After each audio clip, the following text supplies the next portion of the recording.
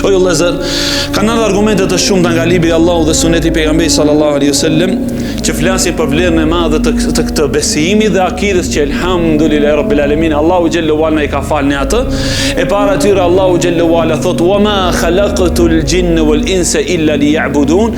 Unë nuk i kam kriju xhinnet edhe njerëzit vetëm që të më njësojnë me ibadet dhe adhurim. Pra shkaku sepse unë të kam kriju ty o njeri dhe të kam nxjerrë në faqen e tokës është që ti ta njësosh Allahu me tauhid.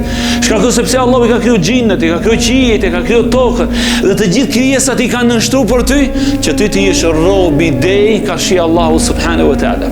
Pra pasi që çështja që ka këtë përsëri kthehemi ju vllazën alhamdulillah që Allahu xhallahu ala i mundsoi që sot ne të ulemi në këtë mezhlis dhe të flasim për esencën e krijimit të çdo njeri prej nesh. Gjithashtu e përmendëm më herët, por edhe në këtë ajet që do ta lexojmë tash, se Allahu xhallahu ala po na tregon se puna dhe aktiviteti i gjithë pejgamberëve të Allahut alaihi wasallatu wasallam ka qenë pikërisht i fokusuar në këtë çështje që ti thrasin njerëzit në besimin në Allahun xhallahu ala. Thot Allahu subhanahu wa taala: "Wa laqad ba'athna fi kulli ummatin rasulan an i'budu Allah wajtanibu at-taghut." Me të vërtet ne kemi dërguar në çdo popull pejgamber, çdo fisi dhe çdo kabiles Allahu i ka dërguar një pejgamber, një thirrës. Cili ishte misioni i tij? Misioni i tij ishte vetëm një: "An i'budu Allah wajtanibu at-taghut." Njerëz adhurojeni Allahun dhe shmanguni adhurimin të çdo kujt tjetër posa Allahu subhanahu wa taala, la ilaha illa Allah. Andaj vallahu im sa herë që në familjen tënde i urdhërosh familjarët apo koqshit apo dashamirët apo shoqëruesit tënd në punë për adhurimin ndaj Zotit xhallahu ala, që t'i ruan shirkut, t'i largohen detajeve të shirkut, ta dish vallahi se je duke bë punën e pejgamberëve të Allahut alaihi salatu wassalam.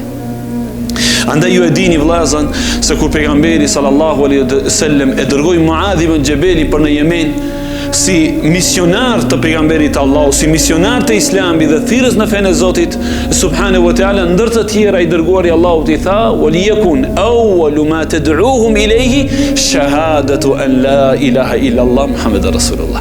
Le të jetë gjëja e parë për të cilën ty do t'i thrasish ata shahadeti la ilaha illa Allah Muhammadur Rasulullah.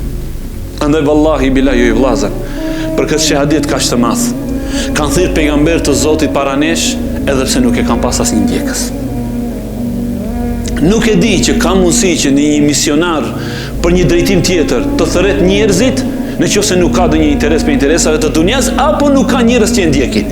Këto pejgamber të Zotit alaihi wasallam nuk kanë pas interesin e dunjas dhe në të njëjtën kohë nuk kanë pas asnjë ndjekës, megjithatë nuk janë lëkuar nga thirrja në fenë e Allahut. Thot pejgamberi sallallahu alaihi wasallam: "Mu shfaqën popujt para meje, kur janë në mesin e tyre pash pejgamber që i kishte ditë ndjekës. Pash pejgamber që e kishte vetëm një ndjekës. Wa ra'aytu an-nabi wa laysa ma'ahu ahad." Dhe pash pra Allahu kur mi shfaqi popujt që kanë qenë para nesh, pash pe pejgamberëve dhe misionarëve të Allahut që kanë qenë para nesh, nuk e kanë pas asnjë ndjekës. Dëshmitar bile në ditën e Kiametit, diç këtë do ta kenë pejgamberin ton Muhamedi sallallahu alaihi wasallam.